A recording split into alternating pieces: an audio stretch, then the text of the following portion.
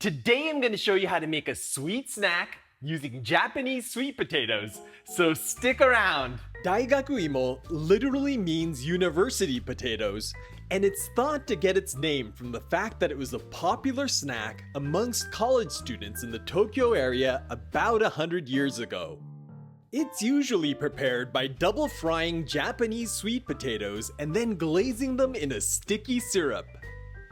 In my version, I use a 3-step process that involves steaming, frying, and glazing the sweet potatoes, and the resulting Daigaku Imo have a crispy sesame candy coating on the outside and an interior that's moist and fluffy. The ingredients are simple, so let's start by checking them out. I've got a 1/4 cup of water and 450 grams of satsuma imo or Japanese sweet potato. We're also gonna need some vegetable oil to fry these up. For the glaze, I've got a 1/4 cup of rice syrup or maltose, 20 grams of sugar, and 2 teaspoons of black sesame seeds. Japanese sweet potatoes have red skin and starchy yellow flesh. They're sweeter than the Western variety, but they also tend to be lower in moisture. The first thing you want to do is give these a good rinse and scrub under cold water to get rid of any dirt or debris on the skin. While we're here, let's also fill a large bowl with cold water to soak the potatoes in after we've cut them. To cut the sweet potatoes, I'm going to trim the ends off and use a cut that's called rangiri in Japanese. The idea is to hold the knife at a 45-degree angle to the sweet potato, and then you want to rotate the tuber 90 degrees after each cut. This will create chunks that look random at first, but if you take a closer look, you'll see they're all about the same size and thickness, even though the sweet potato is tapered. Be sure to get these pieces into the bowl of water as soon as you've cut them so they don't oxidize. Let's quickly chop this other guy up and get the pieces into the water. Now I'm gonna drain the sweet potatoes and get them into a pan, along with a 1/4 cup of water.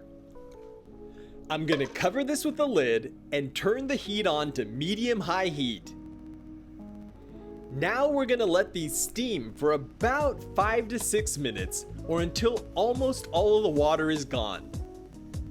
This may seem like an unnecessary step given that we're gonna fry these next, but because of the low moisture content of Japanese sweet potatoes, it's important to steam them first or they'll end up dry and mealy. Once most of the water is evaporated, remove the lid and let any remaining water burn off. You'll want to make sure the surface of the sweet potatoes is nice and dry, otherwise they're gonna spatter when you add them to the oil. Just be sure not to burn them. Okay, let's fry these up. Before we fry these up, I want to take a moment to send a big thank you to my supporters who helped to make this video possible. If you're learning something new from my recipes and want to help, hit the link in the description down below to see how you can pitch in.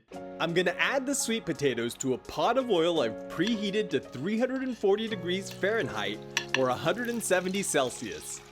Some of you may be wondering if you can just pan fry them instead, but I tried that and this is what happened.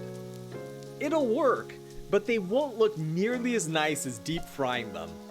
I'm gonna let these fry for about 5 minutes or until they're golden brown. Be sure to turn the sweet potatoes over regularly to ensure they brown evenly. By the way, double frying these will make them more crispy, but it also dries out the interior, so I like to get the crispness from the glaze. Speaking of the glaze, let's get started on that. Add the rice syrup to the pan you steamed the sweet potatoes in. This is an extremely sticky form of sugar that's gonna give our Daigaku Imo a beautiful lacquered finish. Because maltose isn't as sweet as sugar, I'm gonna add a bit of regular sugar to bump up its sweetness. Now we just need to heat this up to melt the sugar. Let's check on our sweet potatoes. These are looking perfect, so let's get them into the syrup. I like the glaze to form a hard shell around the sweet potatoes, so I'm letting it get very sticky. But if you find it's too hard to coat, or you want a softer glaze, you can add a spoonful of water to loosen things up. To finish these off, let's sprinkle the black sesame seeds on top, and our Daigaku Imo is ready to plate up. Be sure to plate them up while they're still hot, or they're gonna stick together and be almost impossible to get out of the pan.